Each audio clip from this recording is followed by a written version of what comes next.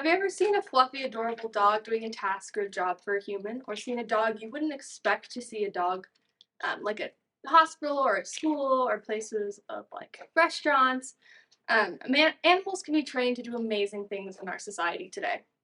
Today, there's over 500,000 trained service dogs in the US and about 50,000 therapy dogs in the US. I was always very curious on how to train these dogs just because I think they're amazing, they can help with mental health, and they're very cool to watch be able to do these things. I think that dogs with jobs is just a funny way of saying it, but understanding the difference of what they are, the differences between them, what they can do, can be very challenging. These dogs with jobs go under four categories: emotional support dogs, working dogs, service dogs, and therapy dogs. Those four categories we'll go over a little bit in a minute. Let's start with emotional support dogs.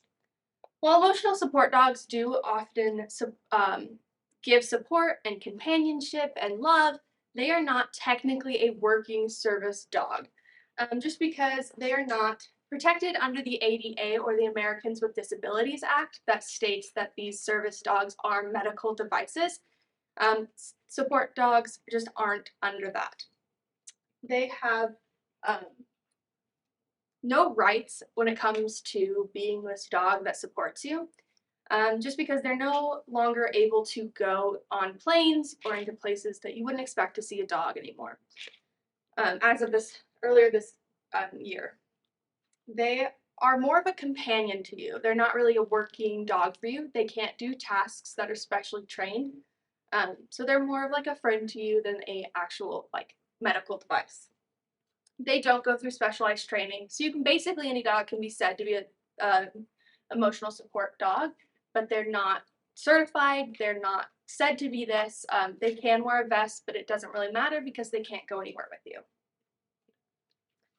I'll be focusing on two real working dogs for the rest of this speech, recognized by the ADA. And those are service dogs and therapy dogs. These dogs are able to perform tasks for both mental therapy and physical therapy. They are also able to do, service dogs are able to do tasks that can help you through your daily life. And they are protected under the ADA and recognized as certified working dogs under the ADA. So a service dog is an animal that is specifically trained for an individual. The individual will have a disability that affects their daily life that they can't get through a daily action that you would do if you don't have that disability, but the dog is able to help you go through that day. According to the ADA, they have to be either trained canines or miniature horses. Every other animal cannot be certified as a service animal. Just because the work they're doing, those are the two types of animals that can do that work. They work together with their handler to provide a safe environment for the handler to go in daily life. So a guide dog, obviously the person has to be blind or partially blind, and the guide dog is there to help them live their daily life and walk around like they are not blind. They go through highly specialized training. Each service dog has a different task for their handler. There's service dogs that are there to sniff your blood sugar if you're diabetic. There's dogs out there that can tell if you're about to have a panic attack.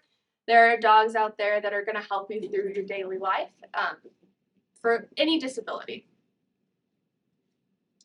These animals under the ABA service dogs are protected and allowed in environments where you would not see pets.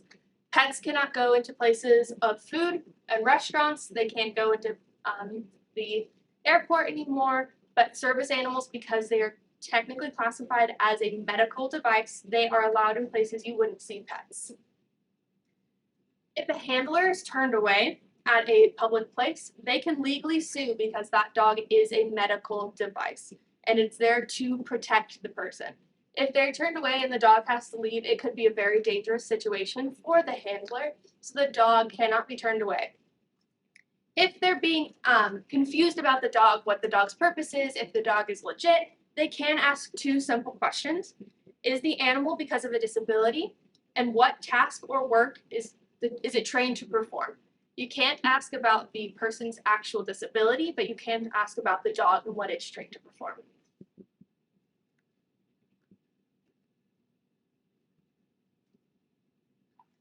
Service dogs go through a heavy amount of training. It takes about 2 to 3 years to actually fully certify and train a service dog. Many dogs don't complete it, and in Colorado, about 50 to 70% of dogs don't complete the service training. And that means that they aren't able to perform the task, they aren't big enough to, say, help mobility assistance, and they can't get around as easily. These dogs, though, they cannot be certified as service dogs. They do make amazing pets because they are trained highly, but they just can't be certified dogs.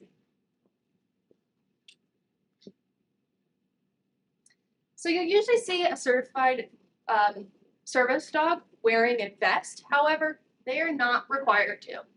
You'll see these dogs wearing a vest because it makes people stay away from the dog when it's working, because socialization is not encouraged while its service dog is working, because it can put the handler at risk.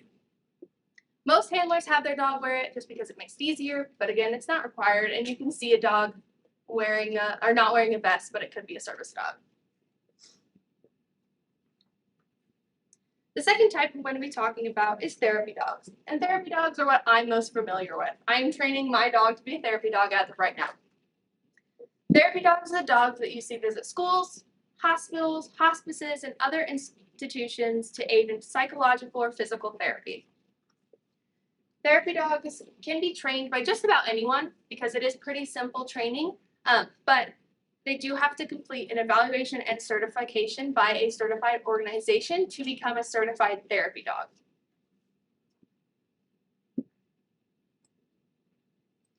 Therapy dogs are usually and most often identified by their temperament, just because a therapy dog should be affectionate, it should be loving, it shouldn't be too hyper, it should be very calm, it should be able to just sit and relax by you instead of being up and crazy. Most training for therapy dogs begins when the dog is 1. However, it can begin as early as you want, as long as the dog's able to perform the task that you're asking for it. He is about 1, so he's still in training, but we're working on that. The dog's temperament must allow for a positive, helpful interaction in many different settings. If the dog is scared of, say, a wheelchair, maybe not great to take it into a nursing home, so you have to think of what the dog is comfortable with as long as you.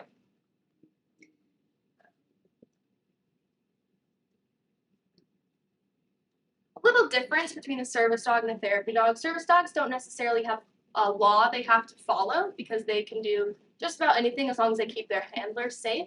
Therapy dogs must adhere to all state and federal laws about dogs.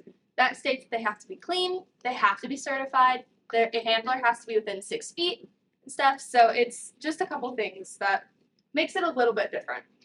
There are certain behaviors they must learn in order to go into certain places. So to go into a hospital, the animal must be calm, it must be able to be walked over in a high walking environment where the animal is going to get freaked out by people walking over. It's probably not a great dog.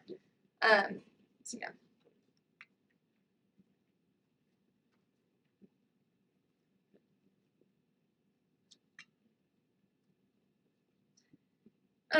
The dogs, service dogs and therapy dogs are used in many different settings, but therapy dogs more because there are so many opportunities for a therapy dog to work. The difference between therapy and service animals is service animals are trained to perform a task for one person. The animal's not trained to perform tasks for many people, but one person with one disability. Therapy dogs are there to assist and socialize with many people. They're used in many different settings to help those struggling with trauma. Therapy dogs are used with children in therapy sessions to get the child to feel comfortable to open up when they're used, sometimes not with just one person in the room. Some things that I had to learn how to teach a dog, and my dog specifically, were walking alongside a wheelchair. Dogs can be scared of big wheels and big things that are moving next to them, so he has to learn to walk alongside it without jumping away from it, without trying to jump onto the person, without getting run over, because we want to keep the dog and the patient safe. He also had to learn how to walk alongside a cane. Canes are kind of hard because they move with the person, and they could trample his foot, so we had to keep him a little bit of a distance away while also trying to keep him with the patient. This was one of the hardest ones. The dog has to learn to lay down and allow people to walk over him. I can kind of demonstrate that. He doesn't love it, but we'll see if he'll does it. I do. Hey, come here. Dansby, sit. Dansby, lay. Just learning to walk over. The dog doesn't like it because it's his personal space. We've worked on this a lot, and he has learned to do it, but that took a little bit of time. That's important because if you're in a nursing or if you're in a hospital and the dog gets in the way, it might get in the way of the dog's, the patient getting what he needs or what they need. A few things that the dog should know is a bow, a heel, a stay, a wait, a place, and a touch. Those we'll explain a little bit later when we're doing some demonstration with him, but they're just a few things that the dog needs to know to both entertain a person and to do what you need him to do. The dog should know a few tricks, not many. There's some tricks that are not allowed in certain places. Like a shake is not allowed in a nursing home because the dog could rip the skin of an elderly person, and that's not what you want. The dog should also learn how to properly walk through distracting areas or in crowds. It's a little bit hard with a puppy because they have very many puppy distractions, but it gets better as they're older. You'll have to learn to heel, which is staying right by the handler, and it's getting them ready to, if they potentially will do service work, they have to stay with that one person.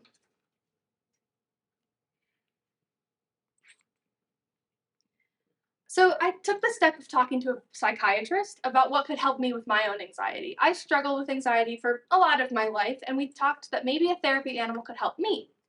She said that maybe it could help me live my life to the fullest and learn through both helping me, helping others, taking him places with me, that it could help my own anxiety.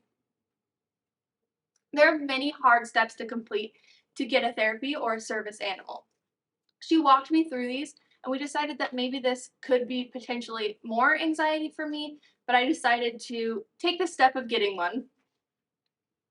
She said that maybe we could train him to slow down my breathing when I have panic attacks or anxiety attacks, because I tend to take shallow breaths. So there's a possibility that he's learning right now to break me out of a ball and to lick my face to slow my breathing. So last July, I traveled to Omaha with my mom to get a therapy animal. He was very young, but we began our journey in training. We took him to a couple training classes, and it was kind of stressful at first, but he's starting to learn now. Another very cool experience I got was to interview Margie Caspery. She has a trained and certified therapy animal named Echo. Her and Echo talked to me a little bit about different places that we could go and a different phrase that we could do to teach the dog that he has to go to work. We say, let's go to work, and it's what gets him ready to prepare to go to work. He usually sits up and listens to me, but he's very distracted right now. She gave me that idea. She also gave me the idea of training my dog to have a work name and a home name. Her dog's work name is Little Miss, and her dog's home name's Echo, and that gets the dog to remember if it's called Little Miss, it's in working mode. I took Dansby to a training class for a therapy dog, and I got him evaluated to see if he could potentially be a good service dog or therapy dog. And they said he would be a great one because he's very affectionate, he's very food motivated, he loves treats, and he was ready to just be praised for what he was doing.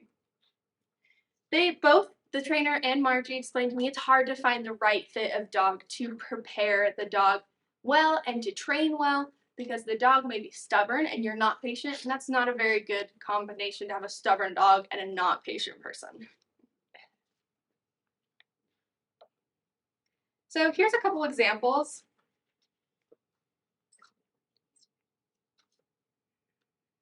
The video, in a couple videos, you'll see him breaking a ball. It's meant to force the handler just out of the ball to stop shallow breathing and stuff. He's done very well with that one. He loves to cuddle me even if I'm not panicking, but so yeah. First is a video of him doing everything that he has had to learn. I don't know if it doesn't have sound, but that's okay. Here he is laying, and I'll walk over him.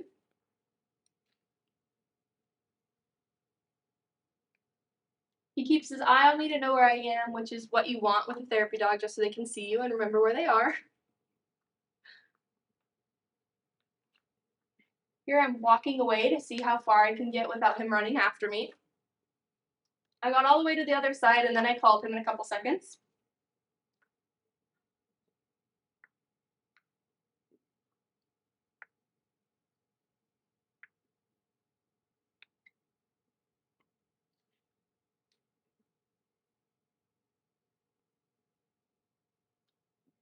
Here he is just sitting, giving me a high five. That is something that he can do with me because I know he won't rip my skin, but it's something that we do have to learn. I just love the kind of play dead one. So we taught that one. So he's not very good at that one yet, but we're working on that one. Here he is healing and laying outside. Again, another environment just so he gets it in his brain that he has to do it everywhere that we go.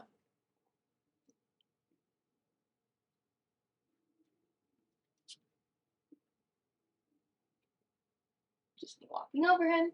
Here I drop the leash, which is pretty important. You don't want the dog to just sprint away when you drop the leash. You want him to stay where he is until you release him.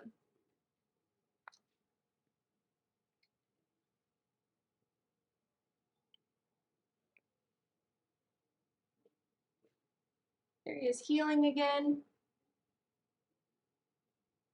You want the dog to usually look at you when it's healing, but he's still in the puppy phase and learning that. Here he is breaking a ball. You might hear I'm pretending to cry, but he breaks under my arms in order to get me kind of to open up a little bit, not have shallow breathing, and then he licks my face.